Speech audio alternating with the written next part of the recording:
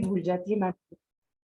अच्छा, so today I'm going to discuss your new model paper which has been updated by the federal board, and obviously you guys will be giving it next year. Next year, inshallah. हाँ, you will. Serves you right. पढ़ो लिखो बड़े आदमी बनो, ठीक है? अच्छा. We're going to look at, मैं चाहूँ तो मैं direct आप लोगों को paper पे भी ला सकती हूँ, but I want you to have a look at the student learning outcomes, the SLOs जिनको हम कहते हैं, ठीक है? So that you know कि आप लोगों ने करना क्या है, ठीक है? हम जो कुछ पढ़ रहे हैं हम पढ़ क्यों रहे हैं, ठीक है ना? आपको पता हो कि क्या strategies हम लोगों ने use करनी है अपनी studies को बेहतर और aimed रखने के लिए, ठीक है? So if you can see, it says, अच्छा, I'll take my marker from here. कोई सा भी marker का color उठा लेते हैं, ये ले लेते हैं, ठीक है? First of all, competency 1. Competency का level 1 क्या है? Reading and thinking skills. Standard क्या है? All students will search for, discover and understand a variety of text types through tasks which require multiple reading and thinking strategies for comprehension. ठीक है? बिल्कुल comprehension, fluency and enjoyment. अगर आप अपनी book को देखें, अपनी PTB को देखें, तो उसके अंदर आपके पास multiple reading और thinking strategies हैं, ठीक है? अभी recently आप लोग कर रहे थे drug addiction के ऊपर, उसके अंदर जो आपकी reading strategy थी, that was different from Qaid's Vision in Pakistan, which is your unit 6, ठीक है? और अगर उसकी reading strategy को आप unit 1 और unit 4, which is based on your holy personalities, Prophet Sallallahu Alaihi Wasallam and his daughter and the daughter of Hazrat Abu Bakr, Hazrat Asma. ठीक है? इनकी जो reading strategy है, that is absolutely different from unit 10 that you have recently done. ठीक है?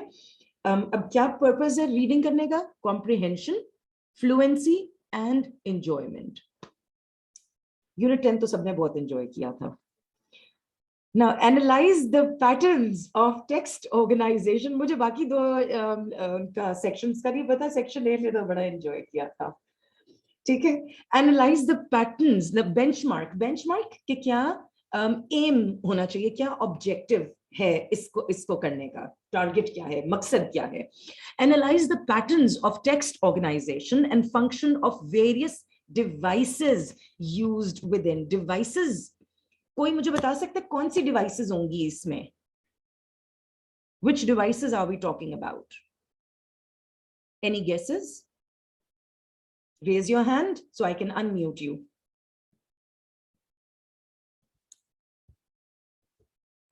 Text similes, metaphor and personification, that kind of things. Very like that devices. Very good. What do we call metaphor, personification, alliteration, etc.? क्या कहते हैं हम इनके लिए? What is a term that we use? It's the same like the poetic devices, like yes, Manur. Poetic devices. Devices, poetic devices, figurative speech. ठीक है? 3 different words use होते हैं. Literary devices. If it is poetry, we say poetic devices. And in general, we say figurative speech. ठीक है? 3 words use होते हैं. The different devices used within and beyond a paragraph in a text. That is contextual and literal meanings of a text. ठीक है? दोनों से related आपके questions आ सकते हैं. अब मैं इसके ये जो further learning outcomes हैं, इनके अंदर मैं नहीं जाऊंगी. ये मैं कर सकती हूँ कि मैं ये पूरा जो text है आप लोगों के साथ WhatsApp पे भी और GC पे भी share कर दूंगी. In depth पढ़ना है तो you are more than welcome and you should read it so that you know कि आप लोगों ने आपके questions किस किस्म के आएंगे. Benchmark number 2, to analyze complex processes, procedures, events, issues, and various viewpoints, applying reading comprehension and thinking skills. ठीक है? अब अगर आप अपने texts को देखें जो आपके पंजाब टेक्स्ट बुक बोर्ड में भी आते हैं, तो उसके अंदर भी मुख्तलिफ तरह के आपके comprehensions आते हैं, in which you are supposed to analyze different processes. ठीक है? प्रोसेस का कोई एग्जाम्पल दें मुझे, आप लोगों ने अब तक जो पढ़े हैं. कोई ऐसा टेक्स्ट जिसमें आपने कोई प्रोसेस या प्रोसीजर पढ़ा हो?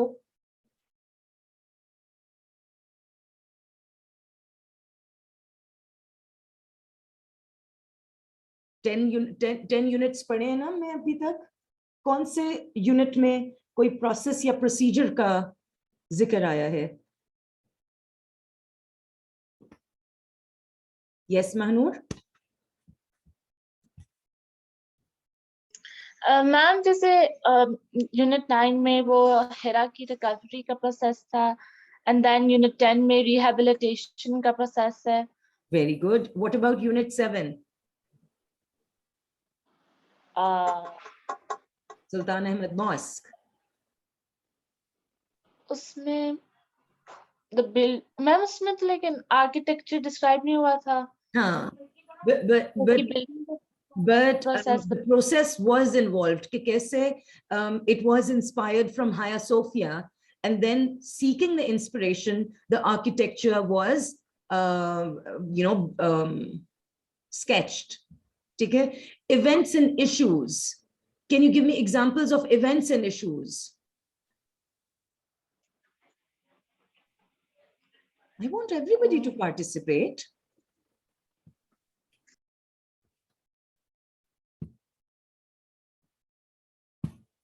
कौन से ऐसे यूनिट्स हैं हमारे जिसमें हमने कोई इवेंट या इश्यू को डिस्कस किया है? चलो इवेंट की बात कर लेते हैं सिर्फ. इवेंट्स कौन से में? यस हरम? यस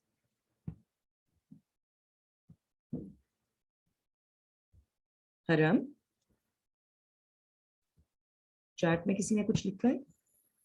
नहीं. Drug addiction, very good. अच्छा नहीं, लेकिन वो इवेंट से रिलेटेड नहीं है, प्रोसीजर्स और प्रोसेस से रिलेटेड है. जी हरम? What about Hazrat Asma? Do we talk about a specific event? Yes, Mahnoor? Ma'am, usi unit में we talk about the migration of Hazrat Muhammad, and then the attack of the kuffars, and then how he saved his life, and how Hazrat Asma provided him food and all till further on. Very good. What about unit 2 भी नहीं, unit 3 भी नहीं, 4, 5 भी नहीं, 6 भी नहीं? अच्छा हाँ, poems भी तो हैं आप लोगों की. मैम इवेंट नहीं वो हो रहा कवर. यस हरम? मैम वो मैं कही थी इश्यू में ड्रग एडिक्शन हो सकता है. Very good. इश्यू में ड्रग एडिक्शन हो सकता है. Very good. और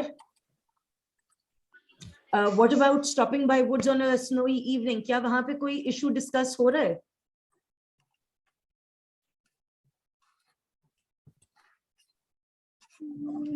yes Sadeem? Yes Areeba? Ma'am event जो था वो ऑल इज नॉट लॉस्ट में भी हो रहा था ना.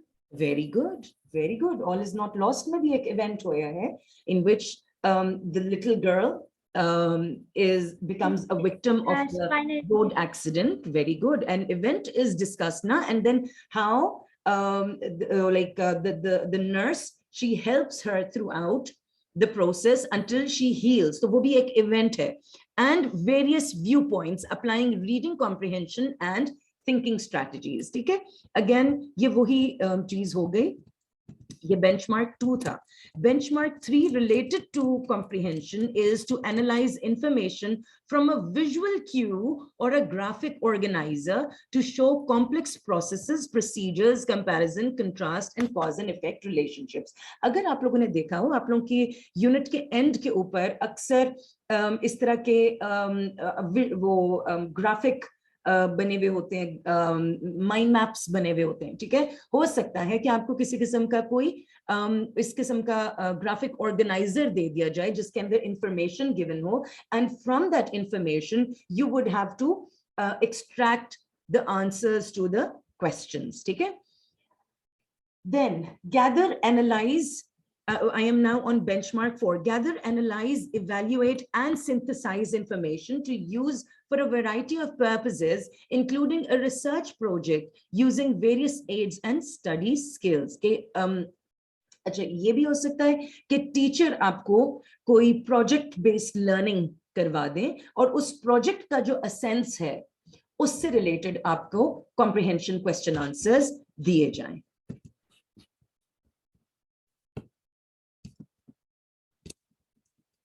Reading and thinking skills, competency 1, standard 2.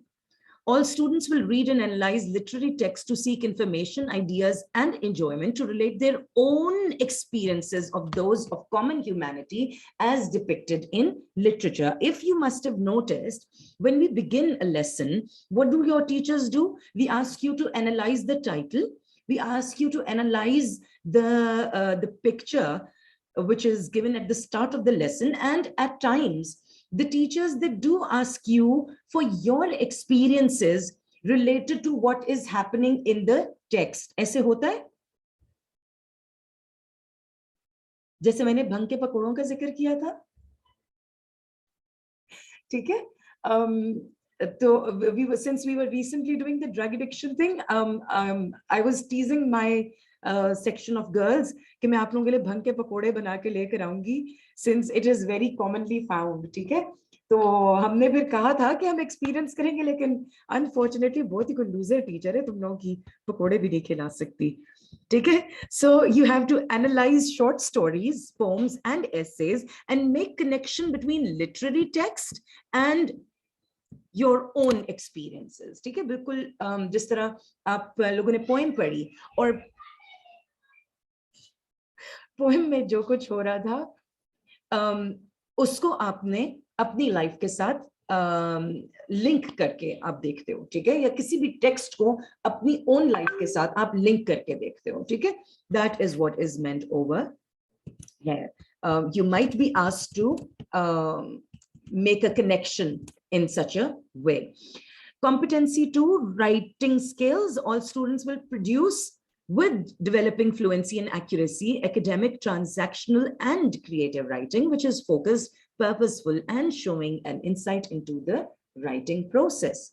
To analyze a variety of written discourse to use in their own compositions, techniques for effect, text organization, development, and authors' techniques that influence reader. Basically, these are things that we have already been doing with you guys throughout. आप लोगों ने Oxford discover पढ़ी हुई है, उसमें आप लोगों ने देखा है कि हर टेक्स्ट से पहले हम आपको रीडिंग स्ट्रैटेजी करवाते थे. उस रीडिंग स्ट्रैटेजी के ऊपर आप वो पूरा टेक्स्ट पढ़ते थे, and then based on that reading strategy and the vocabulary that you had acquired through that unit, you were asked to later on, towards the end of the unit, write down a short paragraph which was basically directed writing using the reading strategy and the vocabulary and the word study, etc., that you had acquired through the unit. ऐसे ही है. So अगर देखा जाए तो आप लोगों ने ये सारी चीजें पहले से की हुई हैं. अब सिर्फ ये कि अब हम आपको सिर्फ प्रिपेयर कर रहे हैं फॉर द पेपर. ये फिर सारे आपके इसी तरह की चीजें आती जाती हैं based on your oral communication skills and everything, ठीक है? फिर formal and lexical aspects of language, again ये वही है, आपकी वोकैबुलरी बेस्ड है. Competency 4 is based on your vocabulary, pronunciation and vocabulary, grammar and structure, ठीक है? ये सारी चीजें ना असल में खुद से पढ़ने की, समझने की हैं, ठीक है? और फिर ethical and social development, ये सारी चीजें बेसिकली अगर देखा जाए तो ये सब कुछ हम आपको पहले से करवा चुके हैं.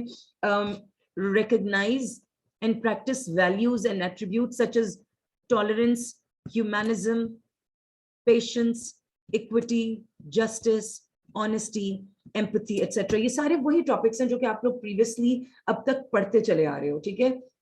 आप लोगों ने नबी सल्लल्लाहु अलैहि वसल्लम की टॉलरेंस देखी, नबी सल्लल्लाहु अलैहि वसल्लम का ह्यूमैनिज्म देखा यूनिट 1 में, ठीक है? सेवियर ऑफ मैनकाइंड है. पेशेंस देखा हजरत अस्मा का. इक्विटी देखी आपने अगेन प्रॉफिट सल्लल्लाहु अलैहि वसल्लम की, कि किस तरीके से नबी सल्लल्लाहु अलैहि वसल्लम used to treat his enemies with respect, and he was never unjust towards any one of them, ठीक है? Honesty देखी आपने, throughout your different texts, आप राहीला को देखते हो कि राहीला कितनी honest है अपने profession के साथ. Empathy is to sympathize with people, to have a soft corner in your heart for humanity. ठीक है, किसी का बेलौस किसी का ख्याल रखना.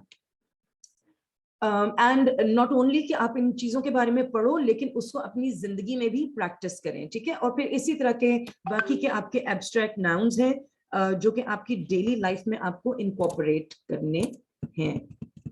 ये आ गया आपकी policy guideline. Basically, the question paper is organized into 3 sections, namely section A, B, C. Sections अभी भी बिल्कुल वैसे ही हैं जिस तरह पहले थे कि first section A जो है वो आपका MCQ based है, multiple choice question है. ठीक है, this section is worth 15 marks. ठीक है, and इसके अंदर क्या है, that sufficient representation may be given to the various accessible areas of the competencies and their SLOs. वही आपकी grammar और vocabulary वगैरह के ऊपर इसमें और literary devices में इसके ऊपर ज़्यादा focus होगा. Your section B is worth 40 marks. ठीक है, इसमें question number 2 जो है वो अभी हम आगे या तो इसको thoroughly देख लेते हैं, paper को ही देख लेते हैं. ठीक है, और इसकी ये marks distribution वगैरह दी हुई है इन्होंने. And then section C है. The section C is worth 20 marks, so 20 plus 40 is 60, plus 15 marks of your section A makes 75 marks. ठीक है, paper is still worth 75 marks, लेकिन इसके अंदर जो आपके internal components हैं या जो अंदर questions हैं, they have changed. ठीक है ना, सारा कुछ उन्होंने बताया है. ईमेल किस तरह लिखनी है, आपने application किस तरह लिखनी है. Earlier on you used to write an informal letter, now it is going to be an informal email or an application. ठीक है, अच्छा अब हम आ रहे हैं पेपर के ऊपर. This is what the paper looks like कहते हैं. तो मैं आपको इसका एक मिनट देखो, इसको हम कहाँ से shrink करेंगे. एक मिनट करें, give me a second. ओहो, एक मिनट, मैं आपको इसका zoomed out view दिखाती हूँ. This ओहो बहुत ज्यादा ही zoom out हो गया. This is what your multiple choice question looks like. This is the section A. ठीक है, 2 pages for section A. Clear? Now, what will happen over here? अच्छा एक मिनट.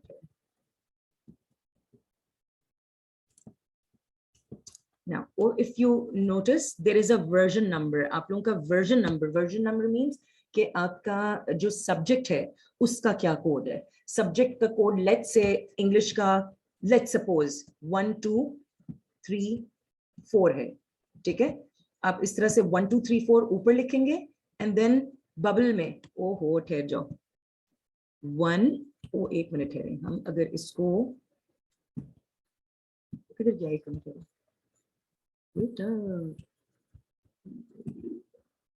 चीजें तो एक इधर उधर चली जाती हैं. हाँ, आपको ब्लू पेन से आप लोगों ने लिखना होता है.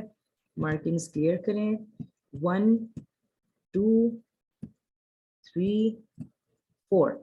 ठीक है, तो 1 के लिए आप बबल 1 को सर्कल करेंगे. 2 3 and 4. इस तरह से सर्कल से बाहर नहीं जाना चाहिए जैसे मैम ने गड़बड़ की है. ठीक है, फिर आते हैं आपका roll number. Let's say your roll number is 0 4 9 3 6 1 5. ठीक है, तो क्या करेंगे, 0 4 9 3 6 1 5. समझ आ गई कि बबल शीट किस तरह से आपने भरनी है. ठीक हो गया.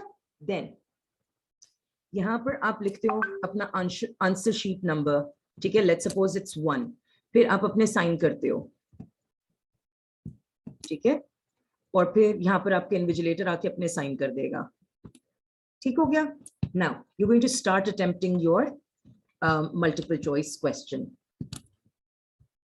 अब अगर आप मल्टीपल चॉइस क्वेश्चन देखें तो वही बात है, मैं इसको आपके साथ शेयर कर दूंगी, लेकिन what concerns me is that it requires a lot of effort not only from the teacher, क्योंकि teachers तो कर रहे हैं effort, ठीक है, it requires a lot of effort from the student part कि वो किस तरह से information को retain करते हैं, ठीक है, because there's going to be a lot of, और फिर ये कि वो information retain करने के बाद यहाँ पर घुमा फिरा, वो कहते हैं ना कि कान इस तरह से पकड़ना है कि इस तरह से पकड़ना है, यहाँ पर ज्यादातर इस तरह से करके पकड़ने वाला काम है, ठीक है, घुमा फिरा के आपसे सवाल करें, लेकिन है बेसिकली इतना ही आसान।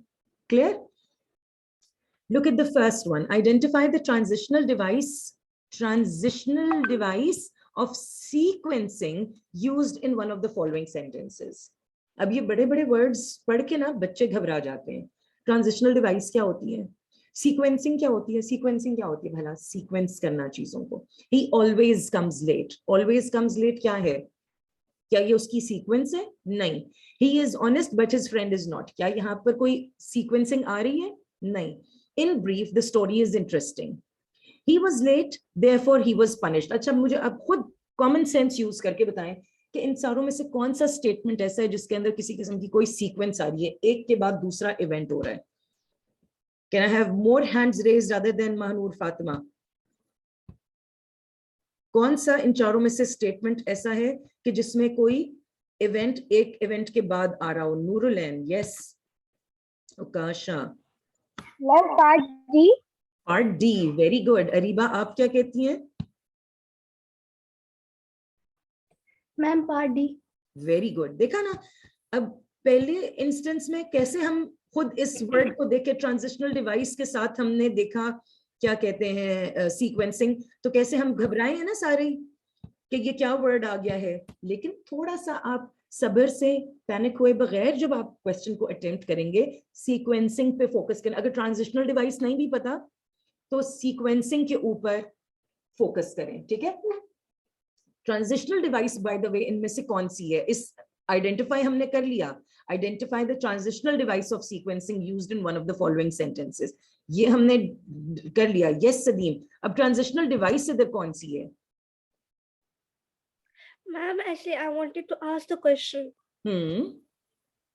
Ma'am, can you tell me what is transitional device? Because Yes, I don't know the transitional definition. devices are any word or any device which is used to transition, move from one place to the other. Transition basically क्या होता है? एक हालत में से दूसरी हालत में कन्वर्ट होना, ठीक है। If you guys remember grade 6 में हम लोगों ने पढ़ा था सीजन ऑफ डिसकंटेंट। ऑटम उसमें कहता है या फॉल सीजन कहता है I am the season of transition, ठीक है। Autumn is a season of transition. How? क्योंकि वो ट्रांजिशन करने में हेल्प करता है आपको फ्रॉम समर्स इनटू विंटर्स, ठीक है।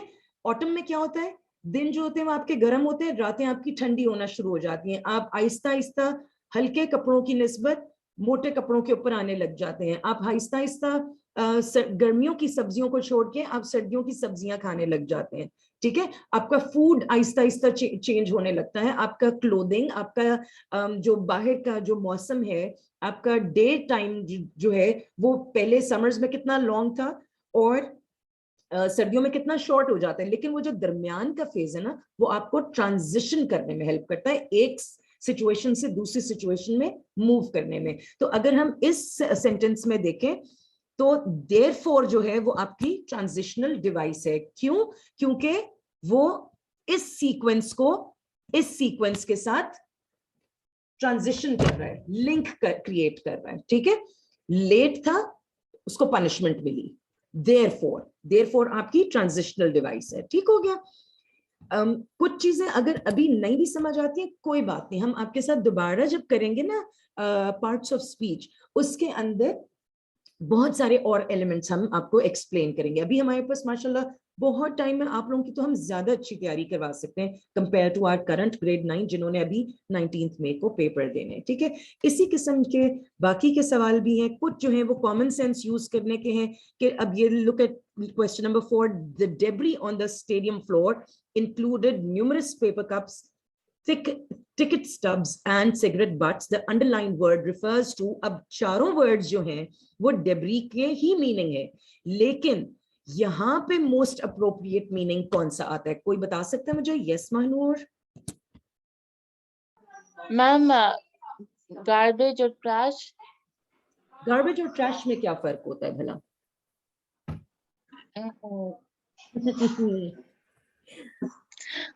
You can Google it. Google करें, जल्दी से Google करें सारे, गार्बेज और ट्रैश में क्या फर्क होता है?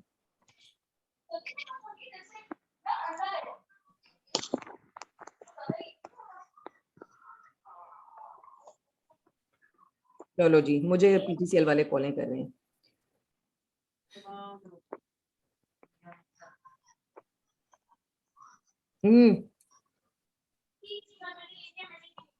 What does it say?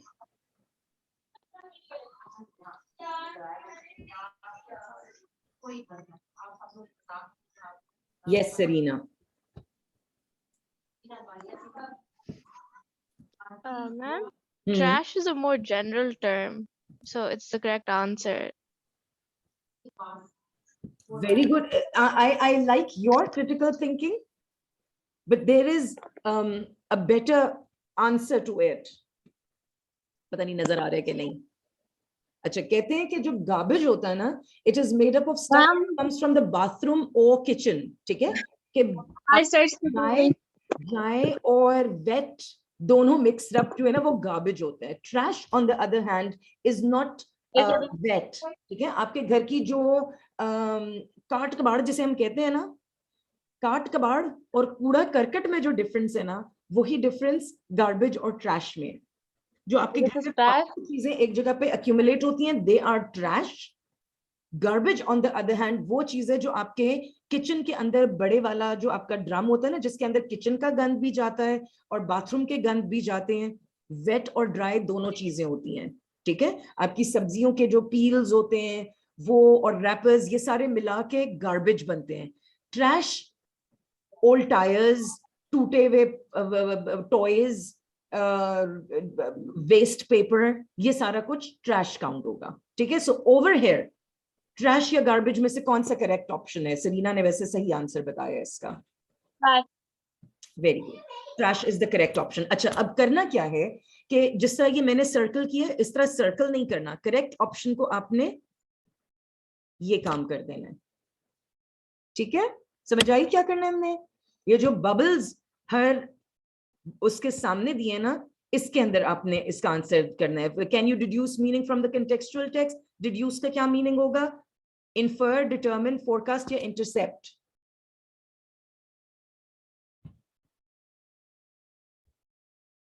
तीन ही बच्चे उठा रहे हैं, सरीना और Mahmood. Areeba, who would give the answer to number 5? Determine. Determine from the contextual text. I don't think so. I think this should be the infer meaning from the contextual text. ठीक है, you always infer meaning from the contextual text. क्या करते हैं हम? आपको कहते हैं infer करें answer from the text. ठीक है, comprehension करने के लिए। अच्छा, आपके MCQs 20 मिनट्स का टाइम है आपके पास MCQs करने के लिए। 15 आपके पास MCQs है। टाइम मेरी क्लास का भी खत्म हो रहा है, कोई बात नहीं, मैं 3-4 मिनट्स एक्स्ट्रा ले लेती हूँ। ठीक है, then you come to your section B. बातें करने की आदत है ना तुम्हारी टीचर को, बहुत बोलती हूँ मैं। Then you come to section B. This is worth 40 marks. Out of these, अच्छा, और total section B और C के लिए आपको 60 minutes 60 marks given है and a total of 2 hours 40 minutes. ठीक है, 40 मार्क्स का सेक्शन बी है। इसका क्वेश्चन नंबर 2 जो है that is to read the following passage. पहले क्या होता था, आपके जितने आपने 12 यूनिट्स पढ़े हुए उन्हीं में से क्वेश्चंस आते थे, 7 to 8 क्वेश्चंस होते थे जिनमें से आपने 6 अटेम्प्ट करने होते थे। अब ऐसा नहीं है, ठीक है। अब क्या है, आपको एक पैसेज गिवन है, इस पैसेज को रीड करके आपने टोटल ऑफ 5 क्वेश्चंस करने हैं, ठीक है, जिनमें से क्वेश्चन 1 जो है which is about summary writing, compulsory question है। This question carries 6 marks। हाँ, बैठ की करने पे मैं आ रही हूँ, ठीक है, कर लें, शुरू करें, मैं आ रही हूँ, ठीक है। The first question is compulsory which is summary writing. Summary writing किसकी, ये जो आप लोगों को टेक्स्ट गिवन है इसी टेक्स्ट की समरी राइटिंग करेंगे। समरी राइटिंग वाला क्वेश्चन इज वर्थ 6 मार्क्स। बाकी के जो आपके 4 क्वेश्चंस हैं, 4 क्वेश्चंस के 3 मार्क्स हैं, ठीक है। सो 4 into 3 is 12, 12 plus 6 is 18, ठीक है। ये जो आपके इसके अंदर टेक्स्ट गिवन है ये यूनिट 6 काइड्स विजन एंड पाकिस्तान में से लिया हुआ है। इसी से रिलेटेड आप पूरे टेक्स्ट को पढ़ते हैं, फिर you write down the summary of the passage, also suggest a suitable title. जरूरी नहीं है कि आपने ये टेक्स्ट पढ़ा हो, ये टेक्स्ट हो सकता है आपकी बुक में से आए, हो सकता है ये केपीके बोर्ड की बुक में से आए, हो सकता है कि ये सिंध बोर्ड की बुक में से आ जाए, ठीक है। सो यू डोंट नो कि टेक्स्ट कहाँ से आएगा, लेकिन ऑब्वियसली आपका मेन फोकल पॉइंट आपकी पंजाब टेक्स्ट बुक बोर्ड वाली ही बुक होगी। बट इफ नीडेड आप लोगों की एक्स्ट्रा क्या कहते हैं रीइंफोर्समेंट के लिए we might pick texts from other boards once we are done with the 12 units from this book, ठीक है। We might use books from the other boards to give you reinforcement activities. Then later on they have asked you other questions, question number all the way till question 7. अब ये वाला question तो compulsory है, ये वाले जो बाकी के क्वेश्चंस हैं इनमें से कोई से भी 4 आप चूज करेंगे और उनको 6 मार्क्स के 3 मार्क्स ईच के हिसाब से आपने अटेम्प्ट करना है, ठीक है। यहाँ पे भी फर्स्ट क्वेश्चन की भी उन्होंने आपको मार्किंग स्कीम बता दी है कि 5 मार्क्स की समरी है और 1 मार्क टाइटल के हैं, ठीक है। टाइटल के भी मार्क्स, जो भी आप उसको सूटेबल टाइटल सजेस्ट करोगे अप्रोप्रिएट होना उसका लाजमी है। आप यहाँ पर काइड्स विजन एंड पाकिस्तान नहीं दे सकते, क्यों, क्योंकि यहाँ पर टेक्स्ट का चंक उठाया हुआ है और यहाँ पर आपको इस जितना चंक दिया हुआ है उसकी रेलेवेंस में टाइटल देना जरूरी होगा, ठीक है ना। Then we move on to your poetry वाले क्वेश्चंस। अगर अब इधर देखें वही उसी तरह से जिस तरह पहले था। क्वेश्चन ए जो है 2 स्टैंजास गिवन है जिनकी आपने पैराफ्रेजिंग करनी है दोनों में से किसी एक की, 1 out of the 2. Now if you see you are familiar with the first one but you're not familiar with the second one, ठीक है। So there are 50% chances कि आपकी बुक का टेक्स्ट आएगा पोइट्री में, ठीक है। 50% चांसेस ये हैं कि वो दूसरे बोर्ड में से आएगा, ठीक है ना। The same goes, this is where things get a bit trickier for you guys. Then you come to part B.